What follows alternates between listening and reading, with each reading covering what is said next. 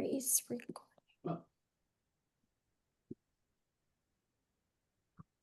Can you teach her though? Just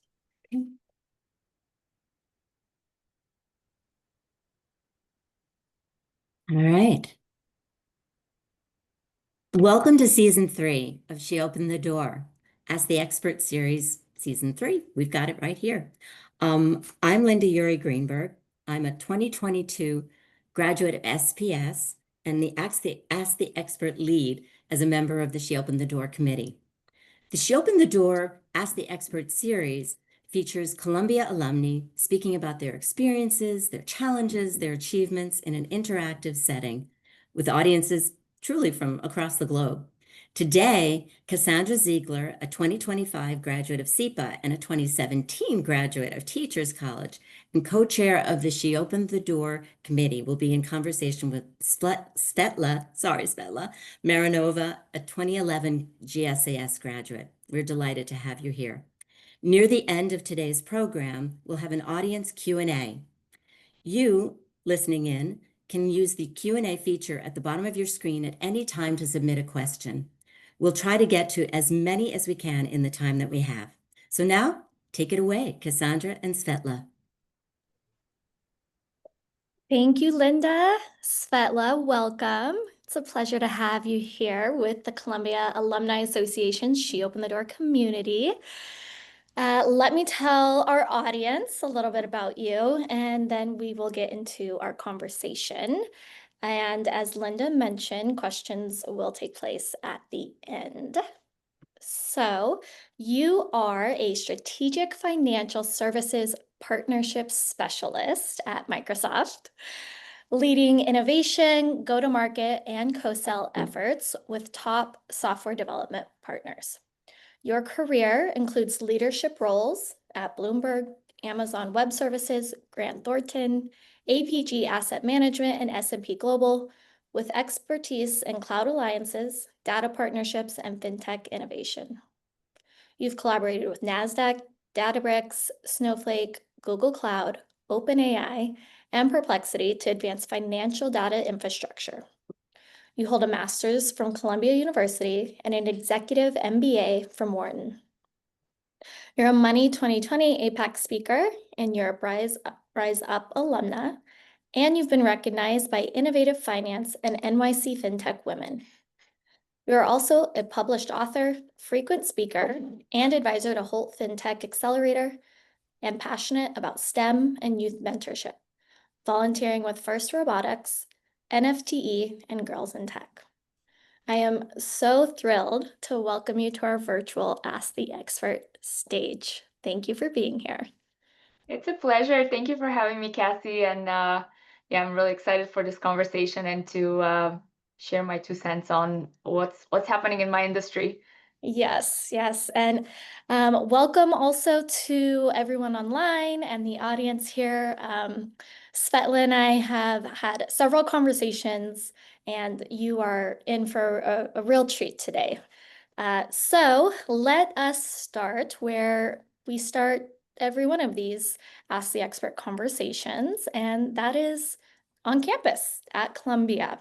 So let's start there. What brought you to Columbia University? Great question. And if someone asked me, like 20 years ago, if I ever thought that I would go to Columbia and study what I studied, I would have probably said no, like that seems highly unlikely. And now even looking back, thinking about it, it almost seems like it never happened because it was so long ago. But what brought me to Columbia was actually, let me just backtrack a little bit. So I came to the States. I'm originally from Bulgaria, born and raised. I came to the States for college. And while I was in college, I had a professor in economics who taught me, he was teaching a class in environmental economics, Professor Mariano Torres. And he kind of gave me the encouragement to pursue graduate school education and to maybe like get into academia. And I really wanted to do something with environmental economics because I was so inspired by his class. And so I applied to a lot of PhD programs in economics, couldn't get in the first year to the program that I wanted, but I did get into the master's program of climate and society at Columbia. And so that's what brought me there.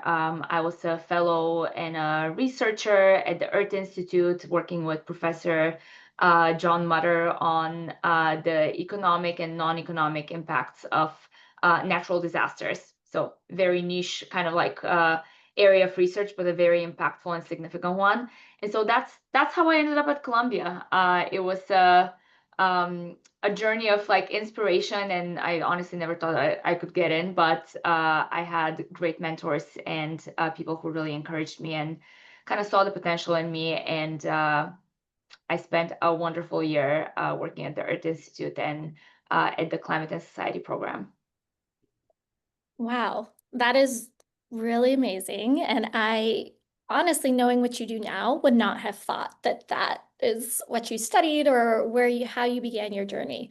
And so, what happened when you finished that degree at Columbia? And, were some of the relationships you built here at Columbia, what was that next step like once you finished that degree? Absolutely. And it's a story of, I love this Steve Jobs quote, which is, the dots only connect when you're looking backwards. Like they don't necessarily make sense once you're, while you're in it and you're trying to kind of like figure out like, oh, where should I take my career? Sometimes you can plan it in a very straightforward way, and kudos to those people. That's wonderful that they're able to do that.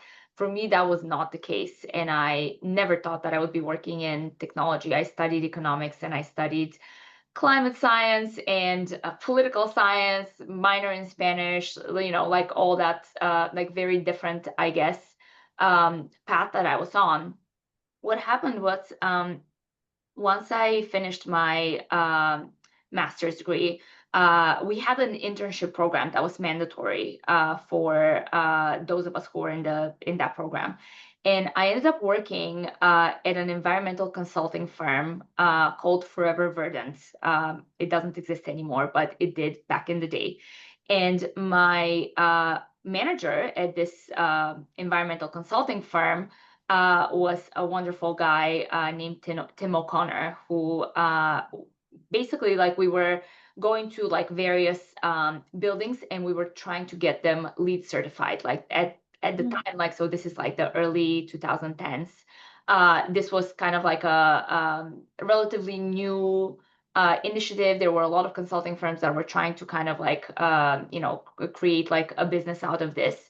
And so that's what we were doing. And years later, so after I finished Columbia and I finished this internship, I started actually a PhD program in economics at CUNY. And a few weeks into the program, I was just not feeling like this is the right thing that I should be doing. I felt that academia was maybe a little bit slow moving for me. Like I'm a very kind of impatient, maybe it's a blessing, maybe it's a curse, but I'm a very dynamic kind of like impatient person. And I felt that my skill set was maybe not well suited to be in a PhD program. I just wanted to kind of be in the real world and have a more of a real impact. And so I went to Columbia's career advising office. I don't know exactly what it's called these days, but there was a lovely lady there who sat me down and had a consultation with me.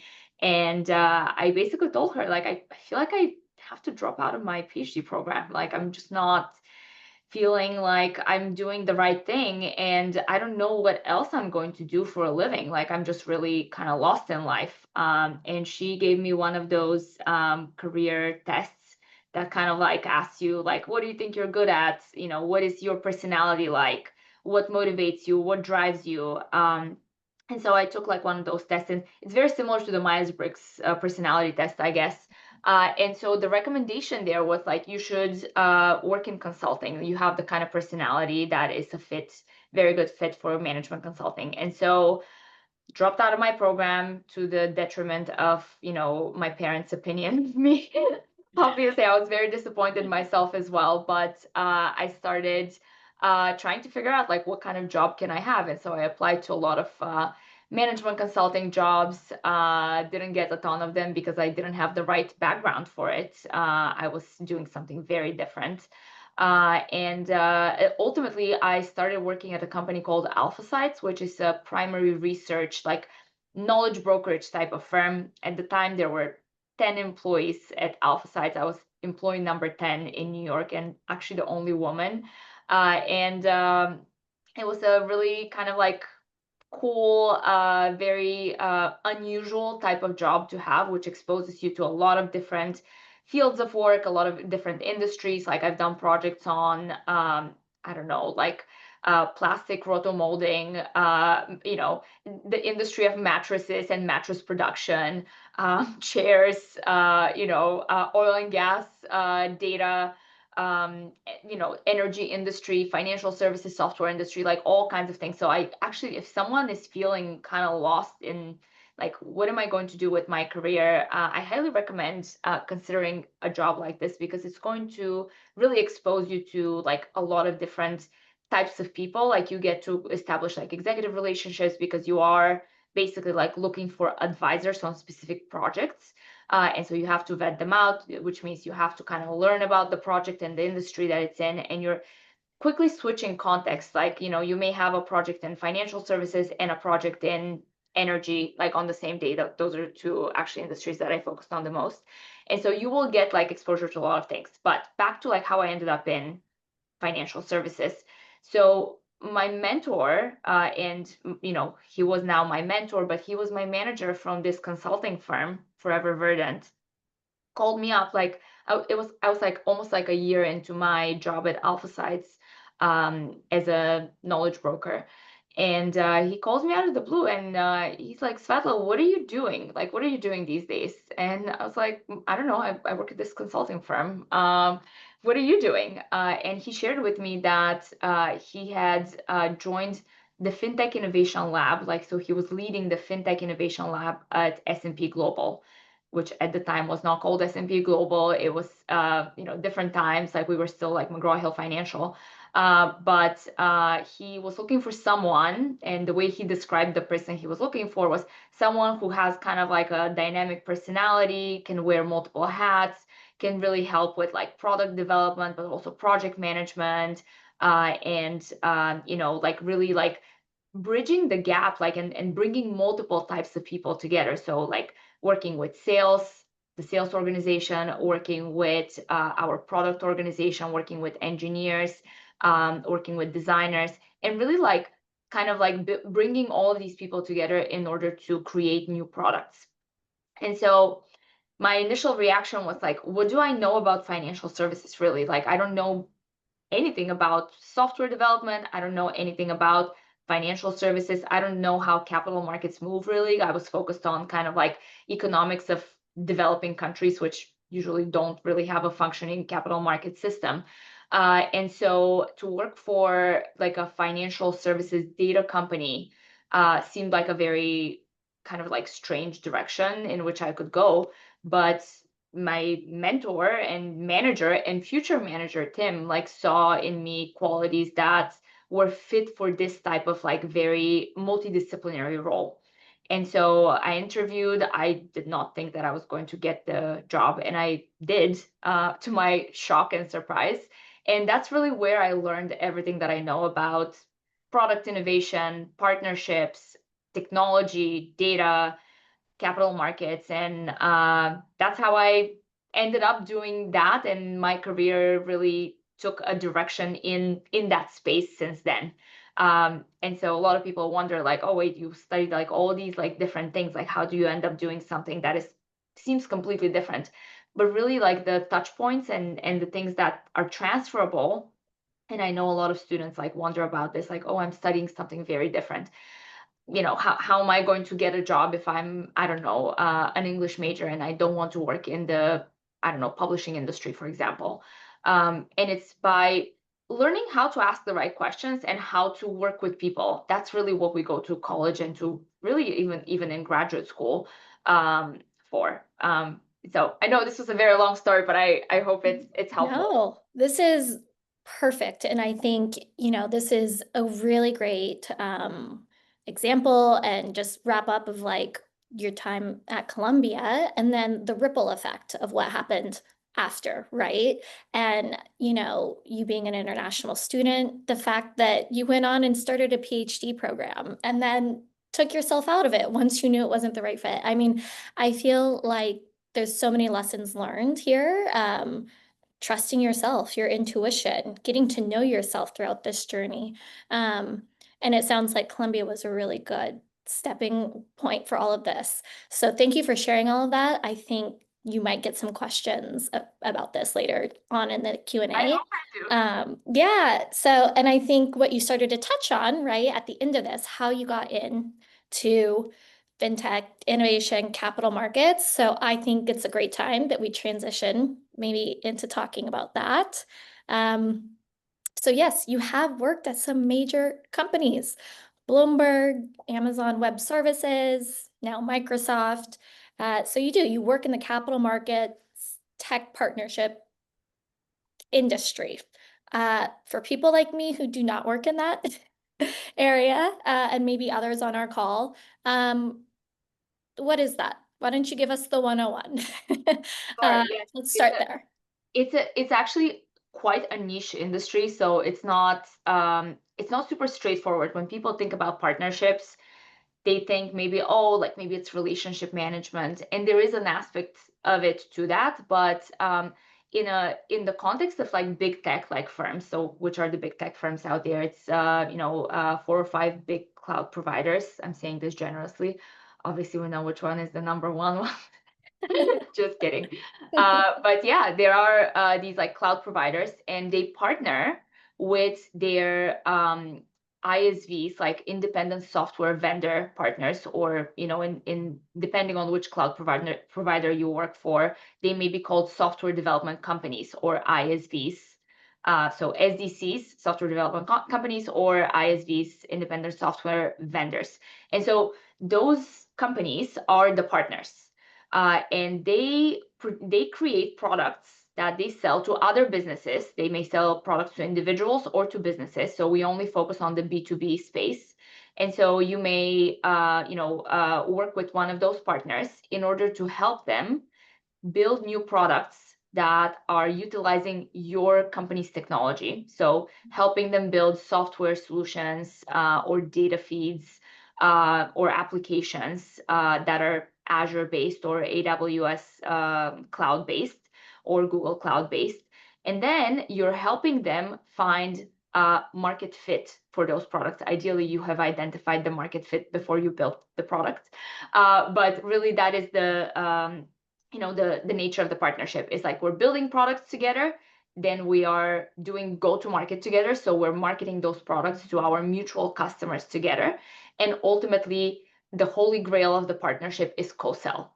So it's not like a oh, on paper we're just going to do some marketing and co-branding type of thing. It's very much focused on co-sell, and so that's what makes it like a very interesting and very multidisciplinary type of job, which utilizes the skill set that I was talking about like earlier, where you need to have like curiosity, you need to understand, how things are built, and understand like what are the capabilities of the tech that your company provides, so that when a partner is coming to you because they have heard from their customers that they want like certain enhancements on their product, it's your job to find the right product people on the inside of Microsoft or AWS or GCP or wherever you are. Find the right product people, communicate that to them in their language, in their technology language, and then be able to work with them and with the partner's product team to like build the solution, and then work with marketing to like get it to market, and so on. And then work with salespeople, coordinate them, get them to be best friends with each other so they can co-sell, and that's how the big machine of partnerships works. Wow, that sounds amazing and complicated.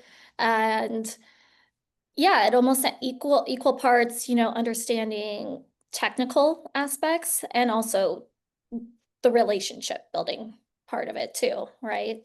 Um, so you have worked both on the product innovation side and the go-to-market strategy side. And so what do you think makes, the partnership, truly successful? You talked about getting to the holy grail piece of it. So, yes. What does it take to get there? Yeah, it's a journey. So, and every partner is different. Like right now in my portfolio, I have 4 partners, which are all on very different paths and in very different stages of the partnership. And so before you're able to get to the co-sell part, which is the holy grail, and that's where, everyone is super happy that, we're basically generating revenue together. You have to first have a joint value proposition. So you need to have a shared goal. You need to really understand each other's business really well and understand what motivates your business. Like, what is the unique value proposition that you're trying to bring to market? Are you like, what is the pace at which you want to grow? What is the target audience that you want to capture or like target, like, I guess, like customer base?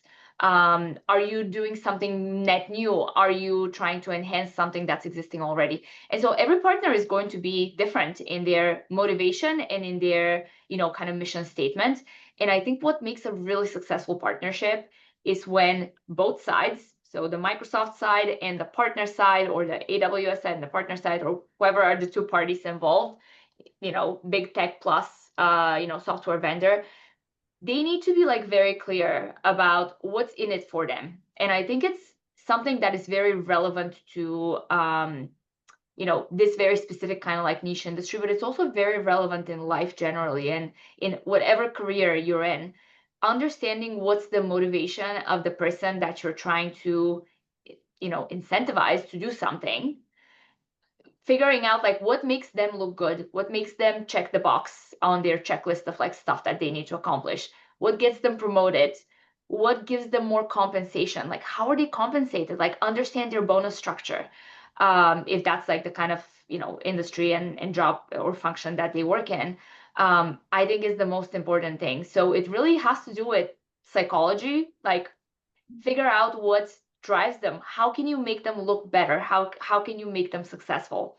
And so in these like formal partnerships, like with big companies, we apply kind of like the same methodology, and it's being very transparent about like, hey, this is how our programs work here. If you want us to help you build a product, this is how we define, like, this is how we do cost benefit analysis of like how much we're going to invest in your solution. And so in order for us to invest, we need to, tap into this type of like total addressable market. And making that very clear for them, that makes the partner really trust you. And it also helps them feel more confident about like also sharing with you what they're trying to achieve. And so when people are aligned, when companies are aligned, when people are aligned, magic happens. Like that's what makes for a really successful, trusting partnership is alignment. Mm-hmm. So you've described kind of your role, and I think this comes through in both your journey to your role, but it's kind of sounds like what you do now as well is kind of this niche, right? Kind of at this intersection of, I guess, is it capital markets and cloud partnerships.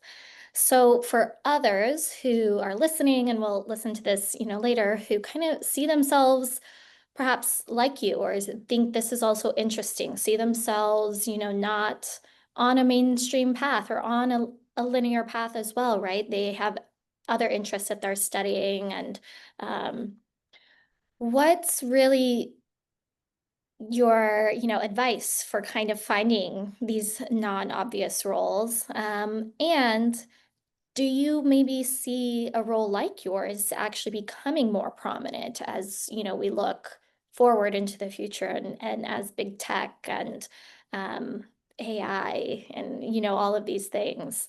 Yeah. Yeah, no, it's a great question. I did say it's a niche role, but it is actually becoming more common, I guess. So channel partnerships or channel sales is and especially like sales through cloud marketplaces are becoming very commonplace. And the reason for that is because let me just kind of like take a step back and kind of like explain how the machine works a little bit, and I'll get back to your question.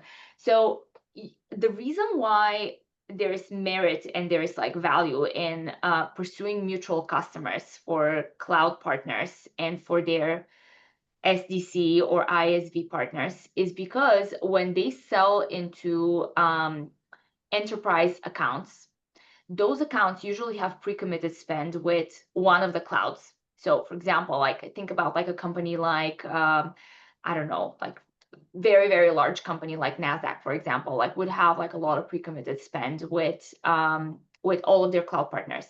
And so when they're buying solutions through the cloud marketplace, when they're buying solutions that are built on cloud technology and they're buying them through the cloud marketplace, they get to utilize that pre-committed spend. And so that for them is very, like as a customer, that's super beneficial for them because those are usually pre-discounted dollars. Like, so it's kind of like if you have like a gift card at Starbucks, and the gift card is for $100 worth of I don't know milkshakes and whatever they sell at Starbucks, but you actually paid $80 for it because it's a very large amount, and Starbucks wanted to give you like a discount and preferential pricing, if you will, as a repeat customer. And so those like deals are very, very large. Like we're talking, like it can be like $1 billion deal. Like it's a lot.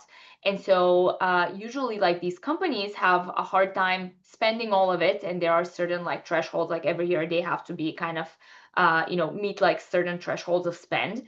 And so for them, it's very beneficial to kind of utilize those pre-committed, pre-discounted or preferential pricing dollars on partner solutions. So that's why these like channel sales roles are becoming more prevalent because a lot of customers, like enterprise, like, B2B great customers, are wanting to utilize their dollars for that. And there's a lot of partners who are seeing the value of that as well, working with the likes of Microsoft and other cloud partners to do that. And so people in my role are becoming more commonplace, yes. So it's definitely a growing industry. How to get a job like this or how to get into this is not super straightforward because it does require having that like technical know-how, and it requires like having an experience in sales, knowing how like a sales channel works, having industry experience. So it's usually not people who are, like you're very unlikely to get an internship as a partnerships person at Amazon. Like it's just very, very unlikely. And if there are roles like that, absolutely go for them. But you may feel a little bit lost in a role like this just because maybe you don't understand the specifics of the industry that you're working in. So, partnerships people are very industry specific. Or maybe you don't have a lot of experience in tech, or maybe you come from like a computer science background and you're wondering like, why am I working in sales now? It may feel a little bit confusing. And I know this because I did have an intern when I was at Amazon who was doing this, and he was a computer science major, and he was like chatting with me and he was like, Svetla, I don't know if this is the right role for me. I thought I was going to be coding some software here, and I ended up in this role. And so I wouldn't say it's a great fit for a first-time job.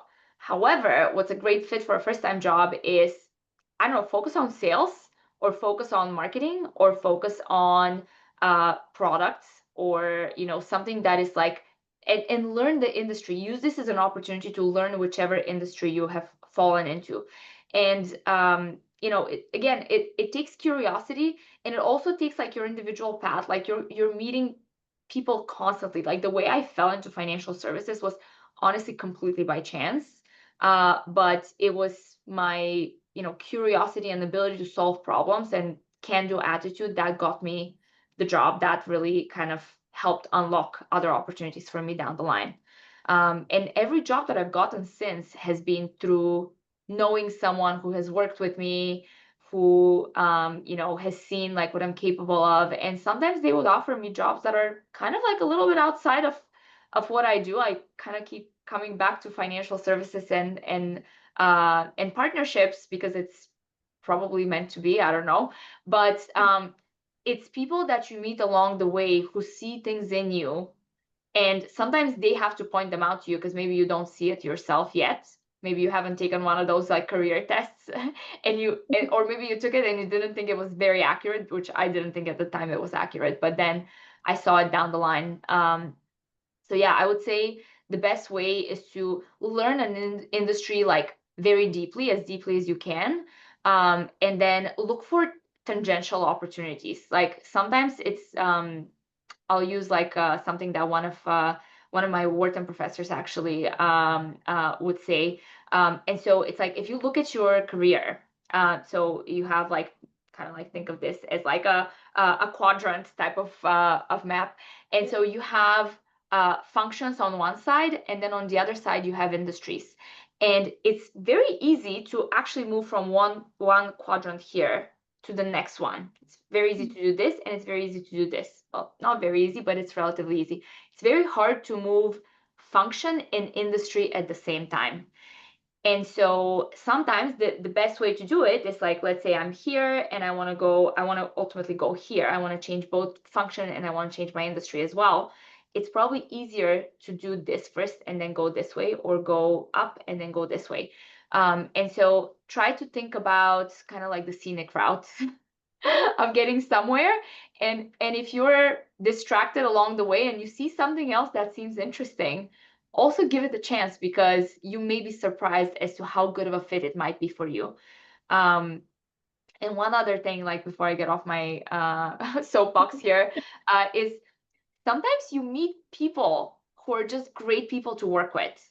Like you just meet someone and you're like, oh my gosh, I know you and we work so well together, and I know whatever industry you're in, whatever function you have for me, I know I would love to work with you. I would love to work for you, and those people are going to remember you forever. Like when you have that kind of synergy, even if it seems like, oh, it's my classmate in my English class who actually is like I don't know, he studies like sports management, and I don't think I will ever want to do anything with sports management. But lo and behold, down the line, that person may end up in a different industry, and they're going to pull you in because they remember how good you were being a partner on a school project in English class. I'm just making this up, obviously, but it is very plausible. And that's how it has worked out for me in my career. It's always someone that, sometimes like you think like, oh, I'm leaving a company, I'm never going to see these people again. Lo and behold, you will meet them. You will meet them again in the most unexpected way. Sometimes they will call you and they will ask you to do a job because they love working with you and they know you can get it done. And other times you will just kind of come across them. Maybe they're your partner, maybe they're your customer, maybe you're their customer, or maybe they're your new boss, maybe they're your colleague on a team. And so, piece of advice, always put your best foot forward with every person that you meet, and don't burn bridges. Really, really great advice. And I love that you mentioned, kind of taking the scenic route. I think so. It's a really great, 101 on your industry and the layout of kind of fintech and capital markets. And you're right. Take the scenic route. As you mentioned at the beginning of this, it's easy to connect the dots looking backwards. It's hard doing it going forwards. So take the scenic route, pick something, and I'm gonna definitely remember the quadrant, the visual, don't try to change function and industry at the same time. I think that's super great way to think about it.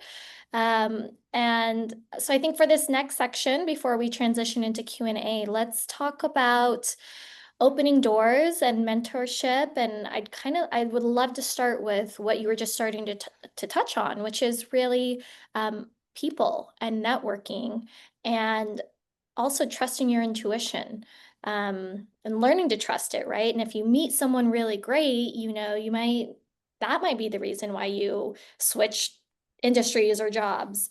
But let's talk about trusting our intuition and learning to do that quickly. I know in previous conversations we've had, that is something that you've learned over the course of your career, is learning to do that, learning to do it quickly. I think even particularly as women, probably particularly in corporate careers, talk about learning to trust your intuition and why that's important, and how we can get perhaps better at sensing when and whether a company or a manager even has our best interests in mind. Yeah, it's a great question. I wish I had the manual of like how to know right away. But it is something that over the years, sometimes you get a gut feeling about someone. I'll give you an example. I was interviewing for a job many, many years ago. I'm not going to say which one exactly, but um, I didn't know from the interviews who was actually the hiring manager, because it was a recruiter had like reached out to me and they set up all these interviews and it was unclear who was the hiring manager. I asked her and she was like, I think it's going to be like one of these two guys. And so you're going to meet both of them. But I'm not sure, like they haven't decided yet who is the hiring manager. And I remember like going through the interviews, I thought that the one of them I just didn't feel like I could trust him. I didn't think he liked me either. Like I just felt that the conversation between us was not really flowing. He wasn't giving me like reactions to what I was saying. Like sometimes, like if someone says something that resonates, like you would kind of like your eyes would open up a little bit more, and you would nod maybe, and you would kind of like encourage someone to keep going. That guy was like stone cold. Like I could not tell what he was thinking.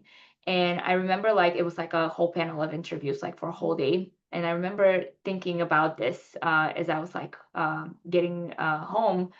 And I was like, gosh, like I really feel like that guy is probably going to be the only person who will say no. It went really well with everybody else, but that guy, I'm not sure about him. I don't know if I can read him. And that should have been the red. I mean, it was a red flag and it turned out to be a big red flag down the line. But that type of intuition, like we need to like start trusting ourselves to trust what our gut is telling us, which is that person and you are just not a good match. You're not getting along. And it turned out that that was the hiring manager. I did work for him. It was very difficult because I felt that our conversations, like we were kind of speaking past each other a lot, even though things were, communicated in, spreadsheets and in, project trackers and in, products, specs. That should be like a pretty clear, direction of like, this is where we want to go. This is what needs to happen here. These are the, deliverables. Like get this stuff done. These are the metrics. But still, there was a lot of kind of like missed, like lost in translation. And it's not to say like, oh, this guy's a bad person, but it's just to tell you this is probably not the best fit. And I know it's a, at the time did I, I was young, I didn't know, if I would ever get an opportunity like this again. It was an interview that to me was like, wow, I can't believe I even got this interview. Like, I can't believe I was considered for this role. I should be so grateful and I should absolutely take it no matter what. And I remember like even chatting with my parents and telling them like, yeah, I did get the offer ultimately, but I think this is going to be a very tough environment. And, especially like in the field of work that I do, usually there's only one of me in whichever company I'm at, if it's not like, at a big tech company. And so the role is actually quite misunderstood. Like people don't really know what, innovation management is. Like innovation labs are not necessarily something that is super straightforward and a lot of people, especially in other roles, don't really understand what is the point of this. And so, you always kind of have a target on your back regardless, like in a role like this. And so if I could go back, I probably would not have taken that specific role just because I couldn't get along with the people that I was working with. And, as I was saying, like it's a tough market out there. Sometimes you don't really have a choice. I'm talking to like a lot of the people in my industry that I'm close with, who may be like on the job market, and people are not getting like 5 or 6 offers at the same time anymore. It's a very, very competitive and tough market. And so sometimes you just have to kind of take the job.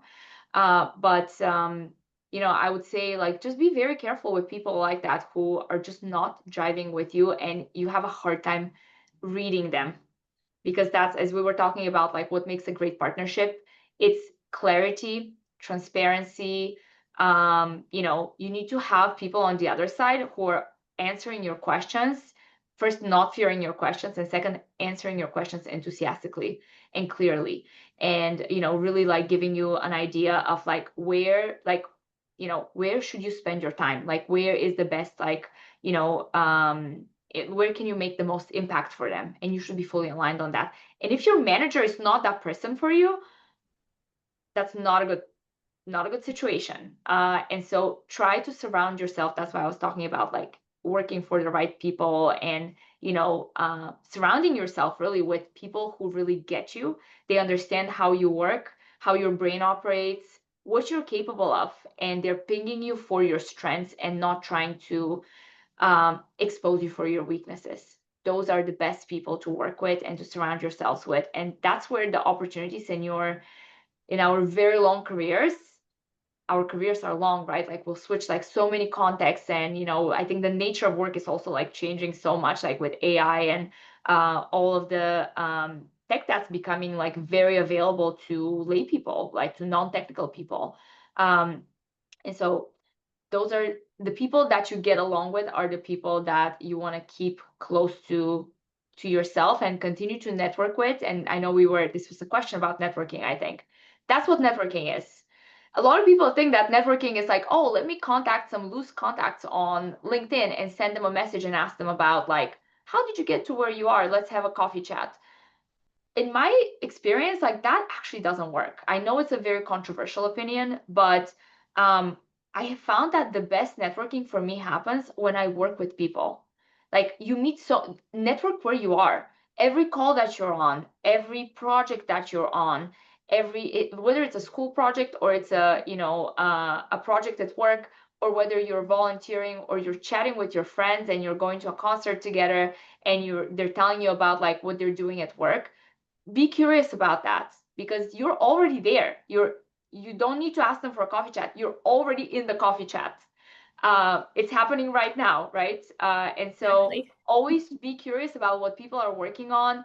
Tell them what you're working on as well, because people will solve problems for you. Like it's incredible, like the power of like sharing and being open and making someone excited about your work is what's going to draw them in, and they're going to start telling you, like giving you opportunities, or connecting you with people who can help you solve a problem that you have, or who are able to help you like unlock an opportunity that you see. So your enthusiasm about what you work for, what you're working on, and what you stand for, and where you want to go, it should be contagious, and it's going to drive other people to naturally want to help you and naturally want to see you succeed.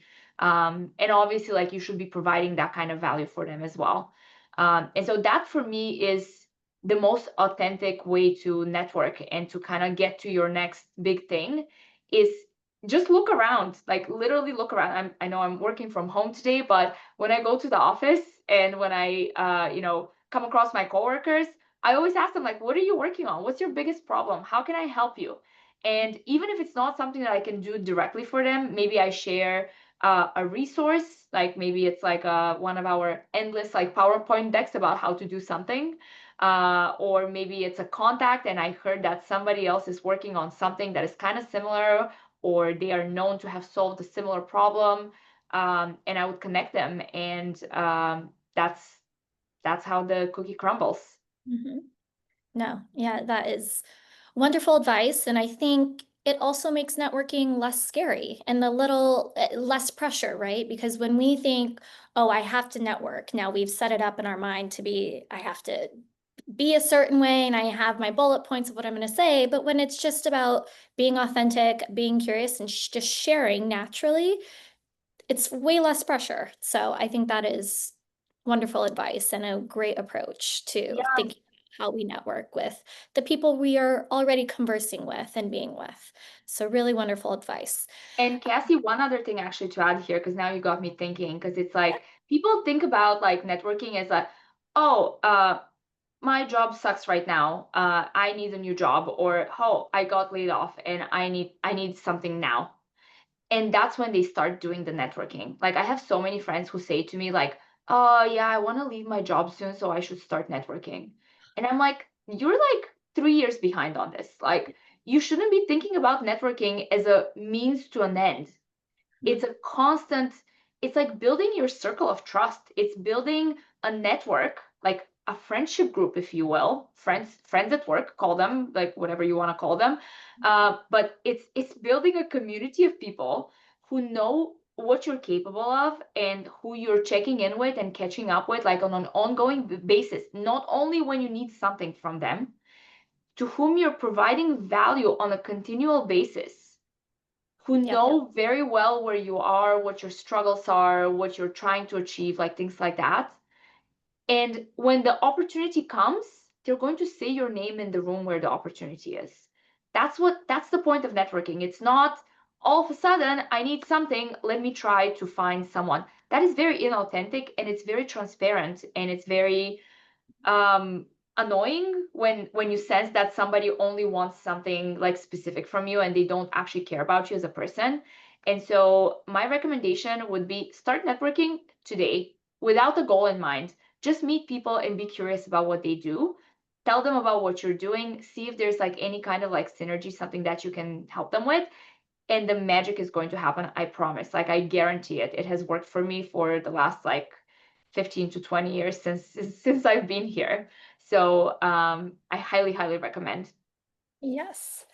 Okay, I will pose one more quick question to you, and then we will turn to the audience Q&A. So I see some questions already coming in. So for those of you listening, please feel free to start putting your questions in the Q&A, and then we'll switch to those.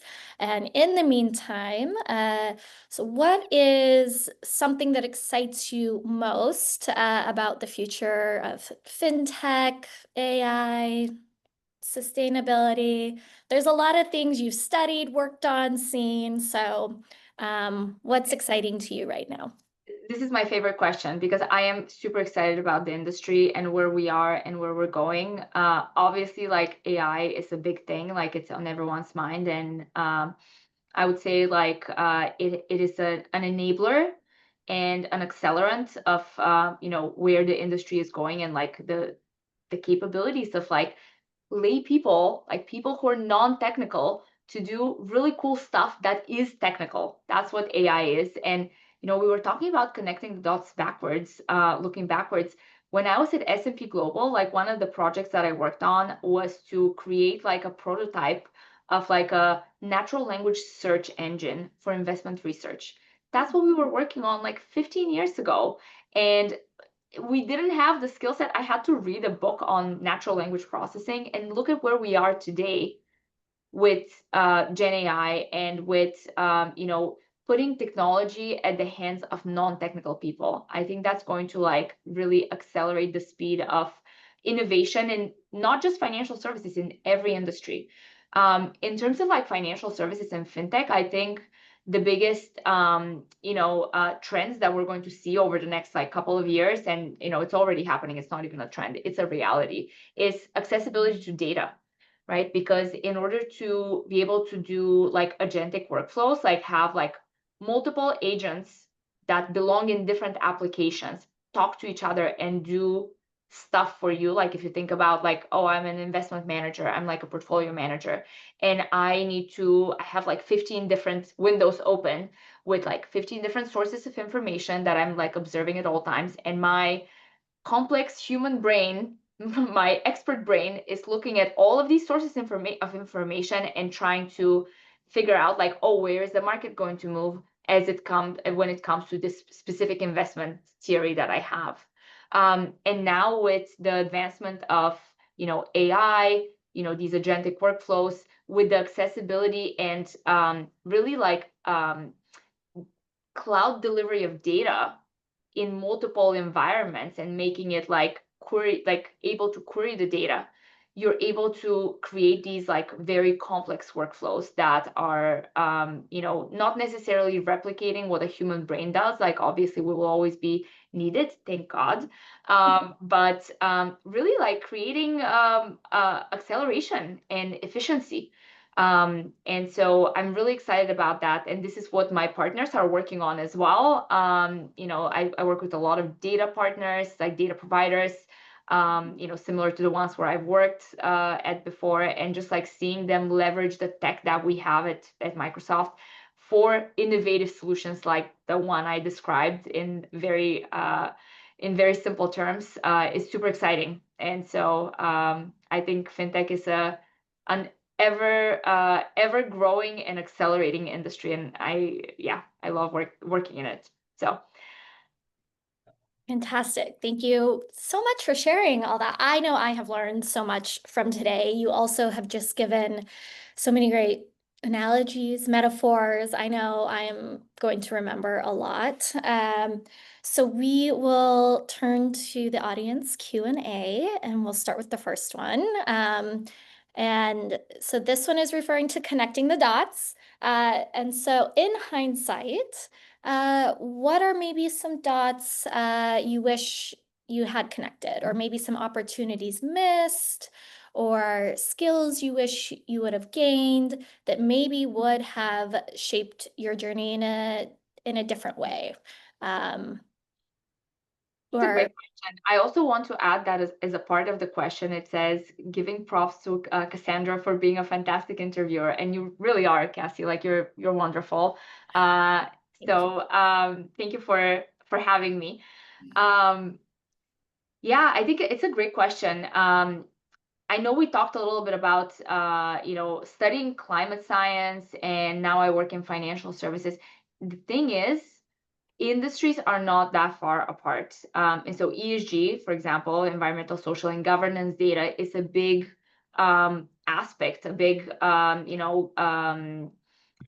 I would say requirement that needs to be taken into account when you're thinking about like investing, and when you're thinking about like sustainability of companies and whatnot. So it is actually climate science and studying the impact of climate on society did actually play a role. Like as I was working at AWS, actually we started a whole I would say like community of partners that provide ESG data, which is this environmental social governance data for capital markets participants. And so you can still, like, even if something seems far-fetched, lo and behold, the dots do connect going forward. I wish I had known that. Like, I really wish I had, when I was at Columbia, there was an opportunity actually to take classes at SIPA. And actually, you could take classes in the business school, you could take classes in every department as part of kind of like your electives of the program. And I wish I had taken a class on something related to finance. When I ended up in financial services, I felt very unprepared.